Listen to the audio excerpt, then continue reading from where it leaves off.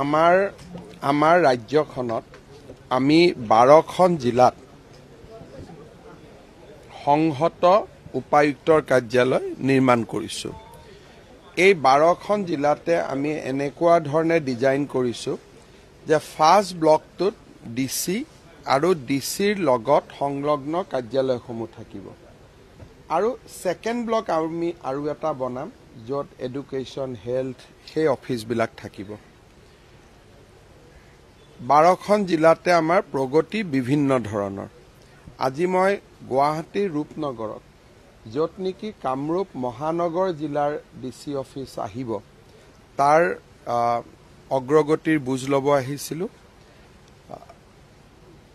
মই আশা কৰোঁ যে এই ভৱনটো এই বছৰৰ শেষৰ ফালে আমি নিৰ্মাণ সম্পূৰ্ণ কৰিব পাৰিম আৰু তেতিয়া লগে লগে বৰ্তমান হেঙেৰাবাৰীৰ পৰা আমাৰ জিলা আয়ুক্তৰ কাৰ্যালয়টো ইয়ালৈকে আহিব পাৰিব আৰু হেঙেৰাবাৰীত আমি যি আমাৰ দিছপুৰ উপজিলা আমি যি গঠন কৰিম সেই উপজিলাই হেঙেৰাবাৰীৰ বৰ্তমানৰ কাৰ্যালয়ৰ পৰা কাম চলাই থাকিব পাৰিব।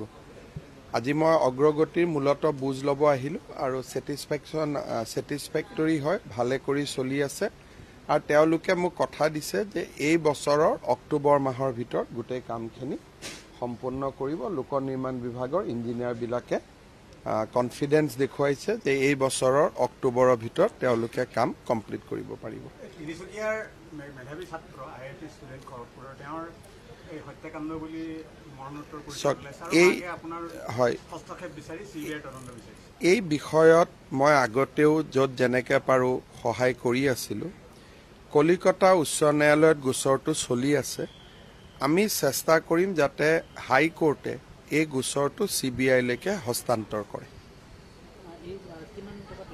ইয়াতে 50 কোটি টকা ব্যয় সাপেক্ষে বিল্ডিঙৰ কামটো চলি আছে। ইয়াতে প্ৰায় 200খন গাড়ীৰ পাৰ্কিঙো হ'ব পাৰিব আৰু এইখিনি আমাৰ নিজৰ মাটি যিহেতু ইমান দিনে আমি যিহেতু পাণবজাৰৰ পৰা অফিচটো তুলি আনিলোঁ, স্থায়ী ঠিকনা এটা নাছিল, এতিয়া স্থায়ী ঠিকনা এটাও হৈ যাব। মই চোৱা নাই ৰবীন্দ্ৰ ভৱনটো, কালচাৰেল ডিপাৰ্টমেণ্টে কৰি আছে, মই চাই দিম, মই খবৰ লোৱা নাই তেনেকৈ। আমাৰ ৰাজ্যখনত আমি 12খন জিলাত সংহত উপায়ুক্তৰ কাৰ্যালয় নিৰ্মাণ কৰিছোঁ। এই 12খন জিলাতে আমি এনেকুৱা ধৰণে ডিজাইন কৰিছোঁ যে ফাৰ্ষ্ট ব্লকটোত ডিসি আৰু ডিসিৰ লগত সংলগ্ন কাৰ্যালয়সমূহ থাকিব আৰু সেকেন্ড ব্লক আমি আৰু এটা বনাম য'ত এডুকেশ্যন হেল্থ সেই অফিচবিলাক থাকিব। 12খন জিলাতে আমাৰ প্ৰগতি বিভিন্ন ধৰণৰ। আজি মই গুৱাহাটীৰ ৰূপনগৰত য'ত নেকি কামৰূপ মহানগৰ জিলাৰ ডিসি অফিচ আহিব তাৰ অগ্ৰগতিৰ বুজ ল'ব আহিছিলোঁ। মই আশা কৰোঁ যে এই ভৱনটো এই বছৰৰ শেষৰ ফালে আমি নিৰ্মাণ সম্পূৰ্ণ কৰিব পাৰিম আৰু তেতিয়া লগে লগে বৰ্তমান হেঙেৰাবাৰীৰ পৰা আমাৰ জিলা আয়ুক্তৰ কাৰ্যালয়টো ইয়ালৈকে আহিব পাৰিব আৰু হেঙেৰাবাৰীত আমি যি আমাৰ দিছপুৰ উপজিলা আমি যি গঠন কৰিম সেই উপজিলাই হেঙেৰাবাৰীৰ বৰ্তমানৰ কাৰ্যালয়ৰ পৰা কাম চলাই থাকিব পাৰিব।